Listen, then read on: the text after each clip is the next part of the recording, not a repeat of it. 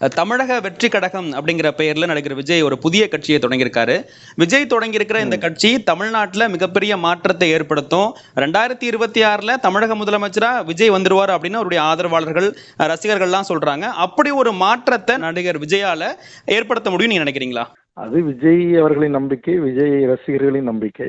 என்னை பொறுத்தவரையில் எந்த ஒரு இந்திய நாட்டின் குடிமகனுக்கும் அரசியல் கட்சி துவங்குவதற்கான உரிமை இருக்கிறது. அந்த வகையில் விஜய் அவர்கள் துவங்கியிருக்கிறார்கள். அவர் மக்கள் சார்ந்த, மக்களின் நியாயமான கோரிக்கைகள் சார்ந்த விடயங்களில் எவ்வாறு மக்களுக்கு பணியாற்றுகிறார், ஆளுகின்ற மாநில அரசையும் ஆண்டு கொண்டிருக்கின்ற இந்திய ஒன்றிய அரசையும் எவ்வாறு பிரச்சனைகளை எதிர்கொள்ளுகிறார், மக்களின் பக்கம் நின்று எவ்வாறு குரல் எழுப்புகிறார், எவ்வாறு மக்களை அணிதிரட்டி போராட்ட களத்திற்கு வருகிறார் என்கிற தன்மையில் மக்கள் எந்த ஒரு நடிகரையும் ஆதரிக்க வேண்டும் என்பதுதான் என்னுடைய நிலைப்பாடு. ஒரு நடிகர் தன் திரைத்துறையில் சம்பாதித்து வைத்திருக்கிற பெயரையும் புகழையும் பணத்தையும் கொண்டு அரசியல் கட்சி தொடங்கியிருக்கிறார் என்பதற்காக அவரை ஆதரிக்க வேண்டிய அவசியம் இந்தியாவில் பெரிதொரு எந்த மாநிலத்திலேயும் எழவில்லை. ஆனால் தமிழ்நாட்டில் அப்படி ஒரு நிலை தொடர்ந்து இருப்பது போல் ஒரு பிம்பம் கட்டமைக்கப்படுகிறது. ஆனால் அது விதிவிலக்காக 1-2 மட்டும்தான் தமிழ்நாட்டில் வெற்றி பெற்றிருக்கிறது. அந்த வகையில் விஜய் அவர்கள் தமிழ்நாட்டைச் சேர்ந்த ஒரு தமிழன் ஒரு புதிய அரசியல் கட்சியை தொடங்கியிருக்கிறார்கள். இளையோர் மத்தியில் அவருக்கென்ற சினிமாவின் புகழ் வெளிச்சம் அவருக்கான ஆதரவாக இருக்கிறது என்பதில் மாற்று கருத்தில்லை. ஆனால் அது மட்டுமே ஒரு நாட்டினுடைய முதலமைச்சராக விஜய் வருவதற்கு போதுமானதா என்ற அளவுகோல் என்றால் அது இல்லை. இங்கு மக்களுக்கான பல்வேறு பிரச்சனைகள் இருக்கிறது. உதாரணத்திற்கு காவேரி நீர் பிரச்சனை இருக்கிறது, முல்லைப்பெரியார் பிரச்சனை இருக்கிறது, பாலாற்று பிரச்சனை இருக்கிறது, கச்சத்தீவு பிரச்சனை இருக்கிறது, ஈழ இனப்படுகொலை இருக்கிறது. ஈழ மக்கள் தனக்கான பொது வாக்கெடுப்பை கோரி நிற்கின்றார்கள். இங்கு அதானி அம்பானிகளுடைய நாசகர மோசமான திட்டங்கள் உருவாக்கப்படுகிறது. இங்கு சுங்கச்சாவடிகள் தொடர்ந்து கொள்ளையடித்துக் கொண்டிருக்கிறது. ஆக இது போன்ற மக்கள் பாதிப்புக்குள்ளாகிற பரந்தூர் விமான நிலையத்தில் 5000க்கும் மேற்பட்ட விவசாய நிலங்களை கையகப்படுத்தி விமான நிலையம் அழைக்கிற பணிகளை குறித்து விஜயனுடைய கருத்து என்ன? எதிர்ப்பா ஆதரவா? செய்யாறில் சிப்காட் விரிவாக்கத்திற்கு விவசாய நிலம் கையகப்படுத்தி இருக்கிறது. இது விவசாயிகளின் பக்கம் நிற்க போகிறாரா, ஆளும் அரசு பக்கம் நிற்க போகிறாரா என்கிற பல்வேறு விடயங்கள் தமிழ் சமூகத்தின் முன்னே இருக்கிறது. இவற்றில் அவருடைய தெளிவான சிந்தனை, பார்வை, கருத்து என்ன என்பதை புரிந்து அதற்கேற்றவாறு மக்கள் பக்கம் விஜய் நிற்கிறார்கள் என்பதை உறுதி செய்து கொண்டு மக்கள் அவரை ஆதரிக்க வேண்டுமே தவிர, அவருக்கு மிகச்சிறந்த ஒரு நடிகன், தற்போது தமிழ்நாட்டின் முன்னணி ஒரு கதாநாயகன், கோடிக்கணக்கில் பணம் சம்பாதிக்கக்கூடிய ஒருவர், அந்த புகழ் வெளிச்சம் மட்டுமே விஜயை நாட்டின் தலைமை பொறுப்புக்கு வருவதற்கு தகுதி என்கிற அளவில் பொதுமக்கள் பார்க்கக்கூடாது என்பதுதான் என்னுடைய பார்வை. இப்ப தமிழக வாழ்வுரிமை கட்சி ஆங்கில சுருக்கத்துல டிவிகே அப்படின்னு தமிழகம் முழுவதும் அறியப்படுகிற ஒரு பெயராக இருக்கிறது. இப்ப விஜய் ஆரம்பித்திருக்கிற தமிழக வெற்றி கழகத்தையும் அவங்க டிவிகே அப்படின்னு தான் குறிப்பிடுறாங்க. இதற்கு தமிழக வாழ்வுரிமை கட்சியினுடைய தலைவராக உங்களுடைய ரியாக்ஷன் என்ன? நாங்கள் கடந்த 2012ஆம் ஆண்டு இந்திய தேர்தல் தலைமை ஆணையத்திடம் தமிழக வாழ்வுரிமை கட்சி அதன் ஆங்கிலத்தின் சுருக்கம் டிவிகே என்பதை பதிவு செய்திருக்கிறோம். அந்த பதிவை ஏற்றுக்கொண்டு இந்திய தேர்தல் ஆணையம் கடந்த 2016 சட்டமன்ற தேர்தலில் தமிழக வாழ்வுரிமை கட்சி தனித்து போட்டியிட்ட போது எங்களுக்கு கேமரா சின்னத்தை ஒதுக்கி தந்திருக்கிறது.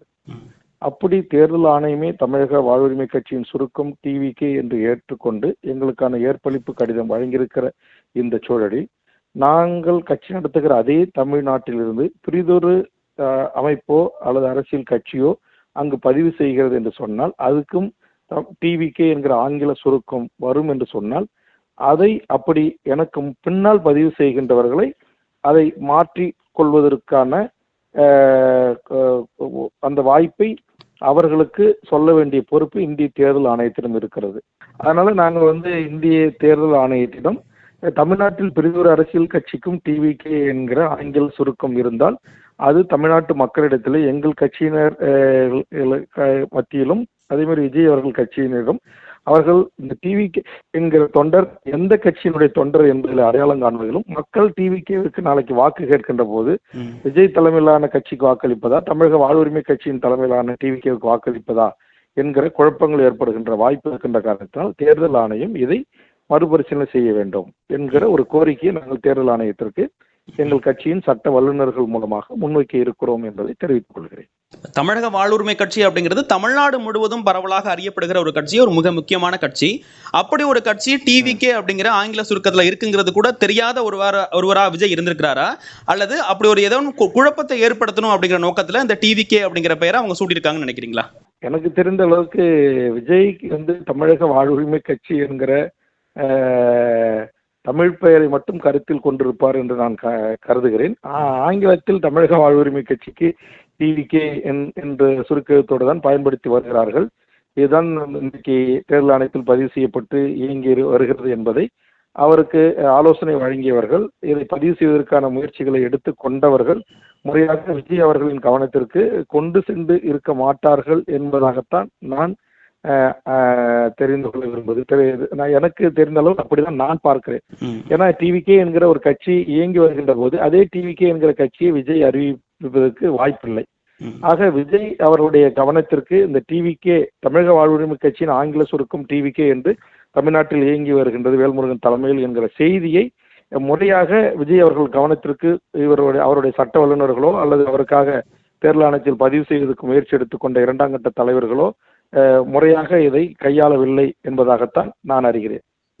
விஜய் இப்ப பல தரப்பு இயக்குறாங்க, குறிப்பா பாஜக இயக்குறாங்க, பின்புலத்துல இருந்து அவங்க தான் வேலை பார்க்கறாங்க தமிழ்நாட்டுல ஆட்சியை பிடிக்கிறதுக்கு அப்படிங்கிற ஒரு கூற்று இருக்கு. அப்படி நீங்க நினைக்கிறீங்களா? விஜய் பாஜக இயக்குது அப்படிங்கறத நீங்க நம்புறீங்களா?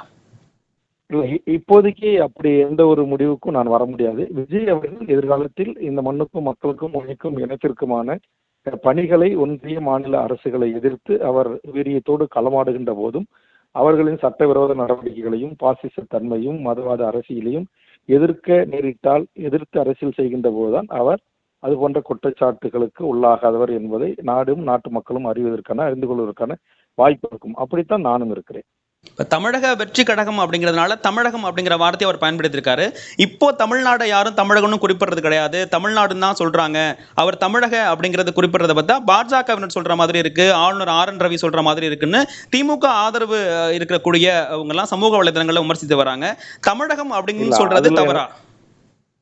இல்ல, அப்படி இல்லை. தமிழகம் தமிழ்நாடு என்பது எல்லாமே தமிழ்நாட்டை குறிக்கக்கூடிய ஒரு சுருக்கம் தான். எப்படி தமிழக வாழ்வுரிமை கட்சிக்கு டிவிகே சுருக்கமோ அதுபோன்று தமிழ்நாட்டுக்கு தமிழகம் உணவகம், ஊட்டியில கூட தமிழகம் அரசு விருந்தினர் இப்படிலாம் இருக்கு. அதனால தமிழகம் என்பது தமிழ்நாட்டை குறிக்கக்கூடிய ஒரு சொல். அதனால இதை வைத்து அரசியல் செய்பவர்கள் செய்யலாம். என்னை பொறுத்தவரையில் நான் அதை தமிழகம் என்பதை தமிழ்நாடாகத்தான் ஏற்கிறேன்.